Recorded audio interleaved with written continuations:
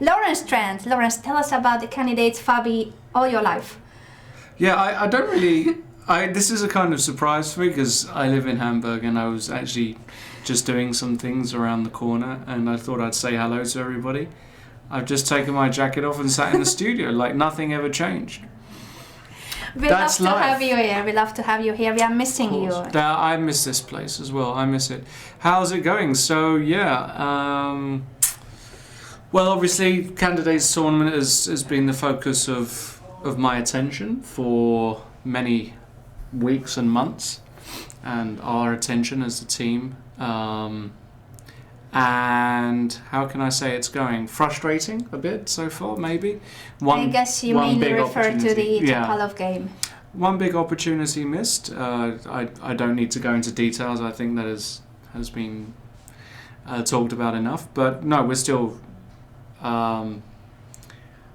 very hopeful. Got high spirits. There's so many rounds left. He can do it. He's playing very well. He's actually playing extremely well. So for the most part, I'm really happy. And you know what a lot about this tournament, the candidates, you need 2 or 3 things in my opinion. First thing you need is some consistency and fighting hard, and I think Sergey has shown that so far.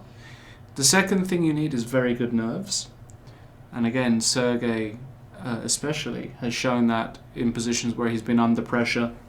His yesterday's game, against Fabi, he was playing like the engine. Yesterday was just an insane day because it's probably the best game of the tournament.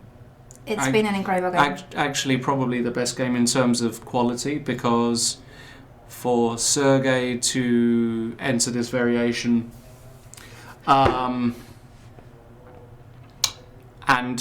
his intuition was just correct, and then to play precisely was... Well, what can you say? I mean, he found a fortress and he drew.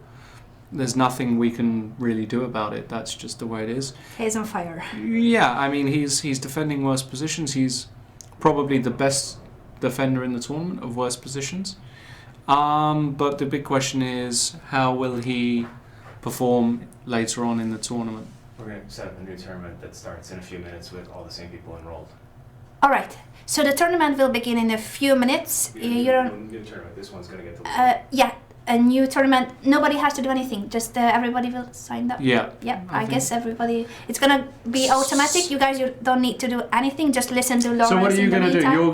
You're gonna play and then commentate on your games? No, I'm commentating on the students' tournament? games. Yeah, because we have learned about exploiting weaknesses from a Topalov game actually today. So we will see this position from the Topalov game, and they need to try to remember the ideas and play it against the others. Very good. So what else? Oh, the third thing I wanted to say is for the candidates, so you need a bit of luck. And what I mean by luck is for you to be given a half a point or a full point where under normal circumstances you shouldn't. And, you know, for example, Levon's game against Hikaru, exactly. If Hikaru had made, I think, any other move with the rook. Any rook move, basically. He had good chances of holding the draw. And, okay, Levon took the full point. And that's massive for a tournament like this to win. Like, now he's on +2, he's obviously got great chances. So there are a number of factors, but another thing that is going to play a big part is physical strength, energy, stamina. And this is going to be a really interesting part. Now we're in the second half tomorrow, round 7. And towards the end, how the nervous energy and the physical aspect really plays a role. So we'll see. It's too difficult to say at the moment, but you know, we're still really confident. We still believe that just with one win, and then Fabiano is right there. Definitely, he just needs to get his first win. Yeah, he just needs a first win, and we're confident, and he's confident, and he should be, because he's playing well. He had one blackout, but apart from that, more or less, he's playing excellently. So we're happy. And it's his first candidates, so it's his first candidates, but he's not putting too much pressure. A lot of people are asking, why am I not there in Moscow?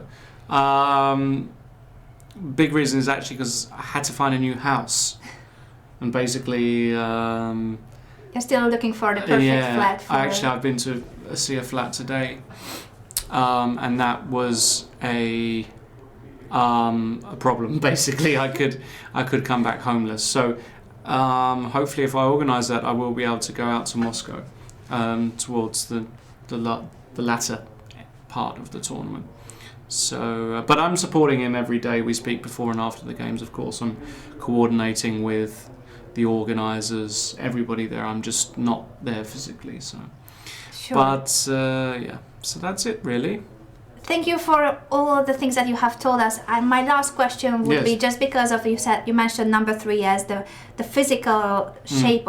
How do you actually manage to play for so many days, keep your energy and the stamina?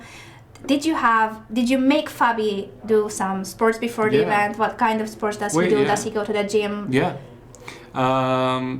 Cardio and muscle work, or I went with him for a few weeks when we went to our training camp. We went every day. We had very intensive sessions.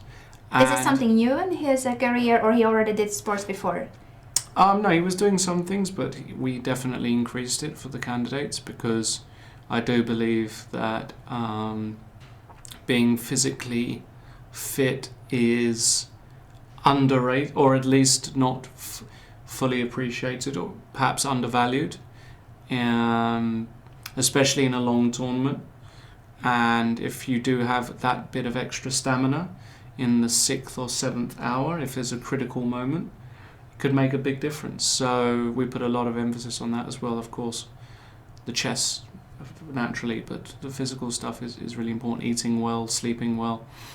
I guess this is already a step towards facing Magnus Carlsen, because Magnus Carlsen is famously in very good shape, does a lot of sports. Well, Magnus kind of showed the world what you need to do now in order to compete with him. And I do believe that the physical side of his game plays a big part in his success. I don't think he would have got to where he was if he wasn't in such good shape. And actually, if we even look at the candidates at the moment, Sergei, who's leading, is also in very good physical shape. So there is a reason for that, and it's not just that they play excellent chess. So we'll see how it goes.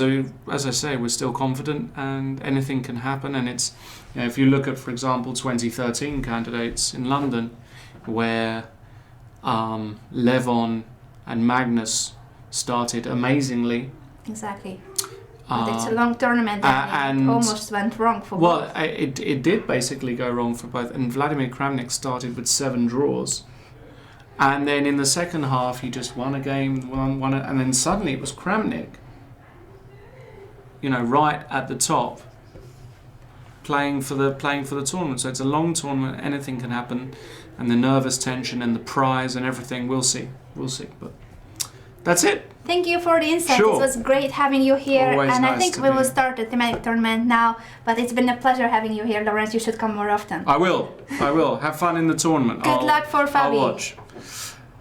Thank you very much. See you later. See you.